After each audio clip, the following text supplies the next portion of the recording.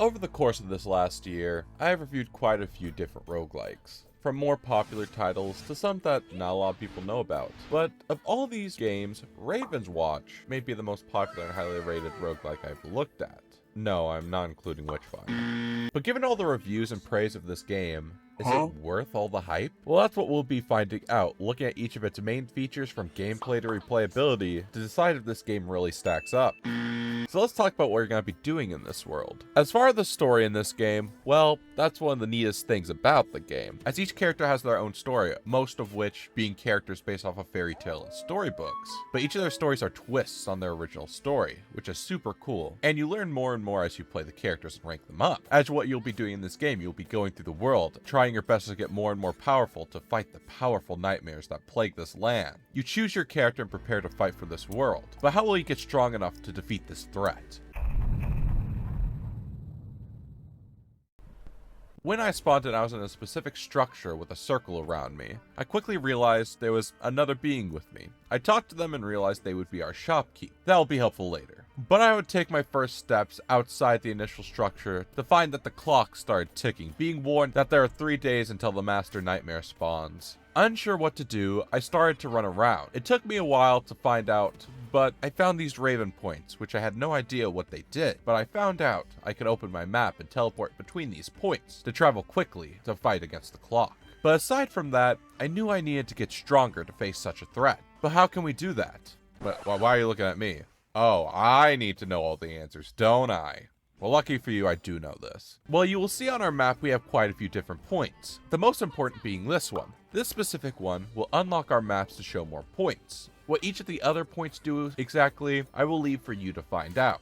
But the map unlock point will allow us to see more points on the map, which will make it easier to get items and thus get stronger. However, there is the question, what if this point doesn't spawn in your initial map? Well, in that case, just get what you can and hope to stumble across the point, or just roam around the map for more items. But what kind of items can you get? Well, I'm glad you asked. There are 3 main gear types, those being talents, magic items, and consumables. We will start with the last, with consumables, which might not be as you expected. Consumables are a one-time pickup, but they are essentially passive stat boosts, for the most part, between raising damage, health, and etc.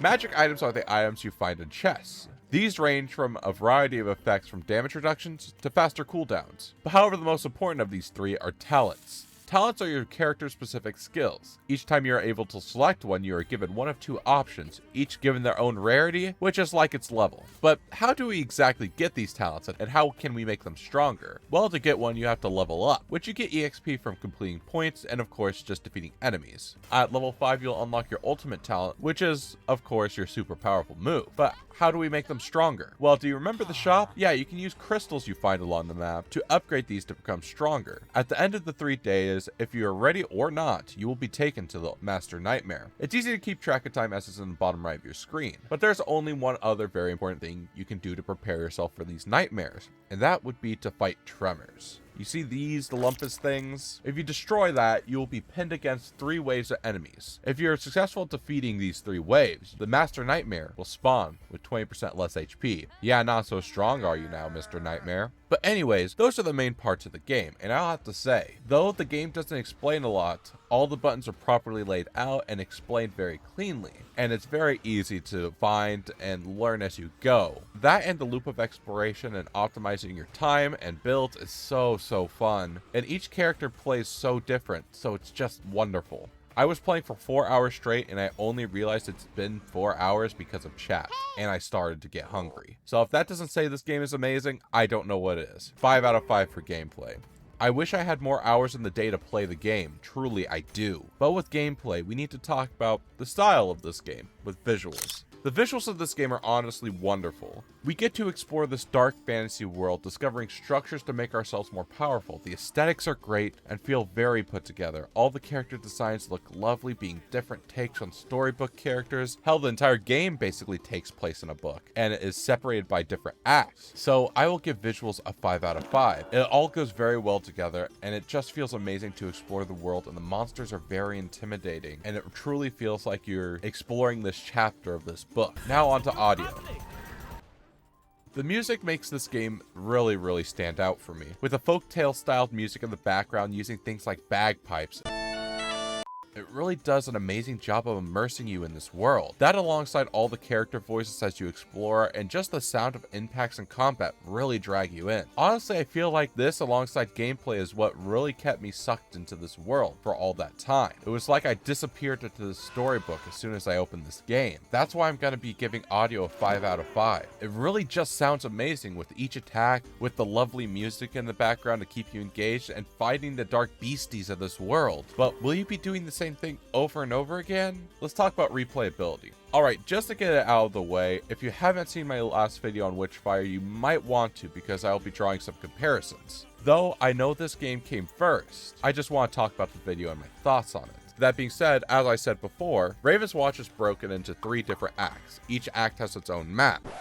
That's right. Each map is the same for each act. This is similar to Witchfire, and in a similar fashion, there are points of interest that spawn on the map. And because of this, in my last video I discussed how Witchfire wasn't exactly a roguelike, because the map wasn't procedurally generated, which by association would mean that Ravenswatch isn't a roguelike, is it? Well, I would still say it is. Yeah, take that, Witchfire. But this is due to one specific fact. The points are actually randomly generated each run, and the points are actually structures. You see in Ravenswatch, unlike Witchfire, the map is basically a flat slab that when generated spawns points in. And those points are actually structures which actually blocks off points of the maps, making certain paths easier and harder to traverse, thus actually changing the map. Thus, due to this fact, is procedurally generated, rather than just placing random mobs down. So I would argue, just by the nature of how the points are made in this game, at least it feels a lot more randomly generated, and more like a proper roguelike.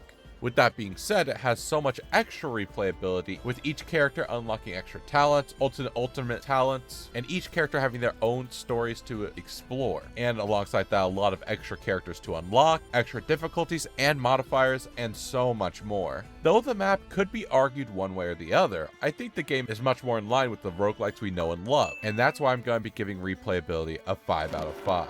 Do you agree with my thoughts? If you do, or don't, let me know in the comments. I would love to hear your thoughts. Likewise, if you're enjoying the video, please consider hitting the like button and subscribing if you are new for more roguelike content. Anyways, continuing on, when it comes to difficulty, there are 5 different difficulties to explore. However, like normal, I will discuss my experience with the base level. It gives a nice mix of difficulty. It challenges the player with high build diversity and slow dodge cooldowns, making it so the player must know what they are doing. However, that being said, it is decently easy to get a build going and progress. Additionally, you can actually die a lot in a singular run. You see, when you start a run, you get a bunch of raven feathers, which revive you upon death. This gives you a lot of leniency throughout the run, allowing you to get a feel for the game a lot quicker. That being said, the game can still be very punishing since movement can be sparse, and that's why I think it's a good mix for the average player, and why I'll be giving it a 3 out of 5. But before we get to the rating, let me tell you about today's sponsor. Yeah, I know. Today's video is sponsored by Terminal Brigade. Terminal Brigade is an upcoming fast-paced third-person team-based PvE roguelike shooter. Wow, that's a mouthful. You will work in a team of 3 rogueteers, each with their own role, playstyle, and strategy. Go through a variety of different worlds, from cyberpunk to wastelands, to save the Nullverse from being taken over by shadow algorithms. Unlock powerful abilities to create your perfect build with different buffs and items to free the Nullverse, making sure to power yourself up between runs with your talent tree to give you your best chance. Terminal Brigade will be entering an alpha playtest starting December 16th through December 20th in the USA and Canada. Follow the link in my description and pinned comment to sign up and get your key to try your luck in freeing the Nullverse. Likewise, if you're interested, go wishlist it on Steam to get more information. Also, on the first day of the playtest, the 16th, I will be doing an extra special stream starting at 4 PM PST to show off the game, so please join me then, and thank you again Terminal Brigade for sponsoring this video. Now let's get on with the rating.